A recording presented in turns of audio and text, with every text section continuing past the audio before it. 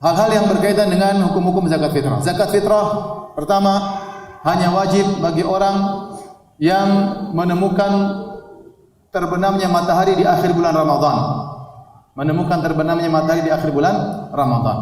Kalau ada seorang masuk Islam menjelang maghrib di akhir bulan Ramadan, maka dia kena wajib zakat fitrah. Kalau dia mau bayar, maka dia harus bayar. Tapi kalau dia masuk Islam setelah azan maghrib, malam takbiran, tidak wajib. Paham? Tidak wajib. Ada orang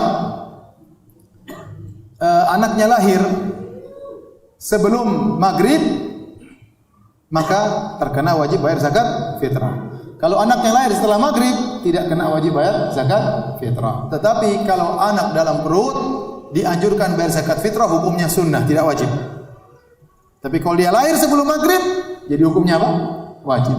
Dia lahir setelah maghrib, malam takbiran, tidak wajib. Paham? Jadi dia berkaitan dengan orang yang menemukan malam atau terbenam matahari.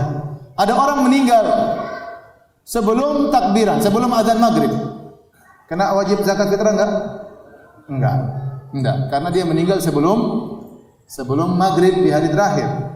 Tapi kalau dia meninggal salat isya di malam takbiran, dia sudah kena zakat fitrah. Maka orang walinya yang membayarkan zakat fitrahnya. Paham ini? Baik. Ini yang pertama. Yang kedua, zakat fitrah berapa harus dibayar? Yang dibayar zakat fitrah adalah satu sa' dari kalau zaman dahulu min tamar, dari korma, dari zabib, dari kismis, kemudian dari syair, dari gandum, dari bur, dari gandum juga. Ya, intinya secara umum dapat ulama mengatakan satu sa'. Ada sebagian ulama mengatakan kalau bur setengah sa', tapi yang secara umum satu sa'. Nah, satu sa' itu adalah ukuran volume, literan, bukan berat. Dan satu sa' itu adalah 4 mud. Satu mud itu begini.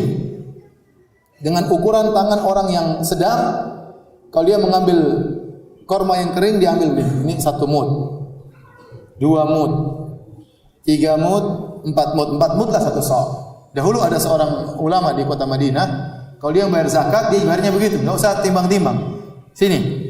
Dia ambil beras 1, 2, 3, 4, satu sa' selesai. Enggak tahu berapa beratnya.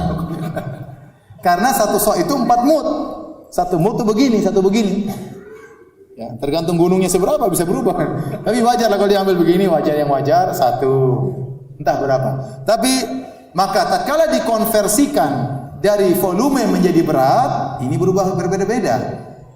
Ya. Berat 4 beginian kismis, maksud saya anggur yang sudah kering, beda dengan 4 ginian beras, itu tidak, beratnya beda-beda. Beda dengan 4 ginian korma, beda dengan 4 ginian gandum. Maka tatkala dikonversikan dari ukuran volume menjadi ukuran berat, ini timbullah khilaf di kalangan para ulama. Saya baca-baca tentang beras, maka mereka bedakan lagi. Kalau beras India berapa, beras ini berapa kilo, mereka detail. Beras Indonesia kecil-kecil berapa.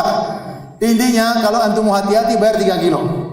Karena rentan ada 20, ada yang bilang 24, ada yang 2,8. Intinya lebih hati-hati, ada yang mengatakan 3. Udah ente bayar 3 kilo aja. Lebih aman. 3 kilo. Saya rasa di sini mungkin 2,5. Ada pendapat 2,5. 2,5 oke, tapi saya bilang lebih hati-hati bayar berapa? 3 kilo. Karena itu konversi dari volume menuju ke berat. Terus zakat fitrah, apakah boleh dibayar dengan uang? Ijma' ulama, bukan ijma', jumhur ulama mengatakan harus dengan beras, harus dengan makanan pokok.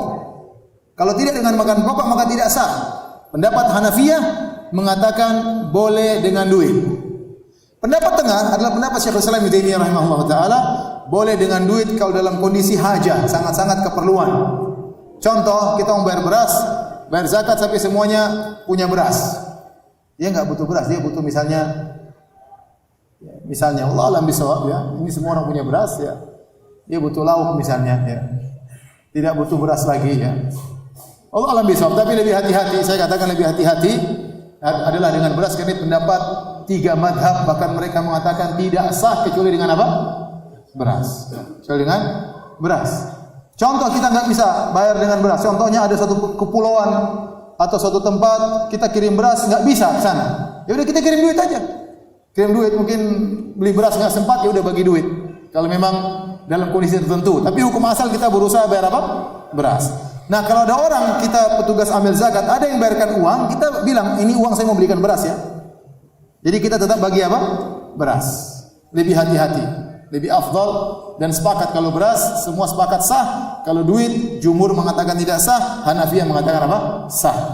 Ya, lebih hati-hati beras, kecuali dalam kondisi terdesak baru kita bagikan dengan uang kalau memang kondisi terdesak dalam kondisi-kondisi tertentu. Kemudian kapan dibayarkan? Dibayarkan boleh sehari atau 2 hari atau 3 hari sebelum lebaran, boleh. Jadi kita boleh keluarkan zakat karena sekarang distribusi enggak mudah. Kita boleh distribusi zakat misalnya hari ke-29 boleh, hari ke-28 boleh, hari ke-27 boleh. Terutama mungkin perlu, tapi kalau paling bagus yang menjelang lebaran. Kalau memang kita merasa mampu untuk membagikan di menjelang lebaran, itu yang terbaik. Bahkan yang terbaik adalah sebelum kita sholat Id. Itu yang terbaik. Tapi susah, terkadang kita sebelum sholat Id cari orang mau bayar zakat, enggak ada yang mau terima zakat, susah. Padahal zakat tidak boleh dibayar setelah sholat Id. Kenapa semakin dekat lebaran semakin baik untuk dibayar? Karena fungsi zakat fitrah adalah agar orang tidak kelaparan pada hari tersebut. Mereka punya beras, mereka bisa makan beras. Tidak punya lauk, mereka bisa campur dengan apa? Garam, atau mereka bisa cari lauk, yang penting beras ada. Itu yang paling penting.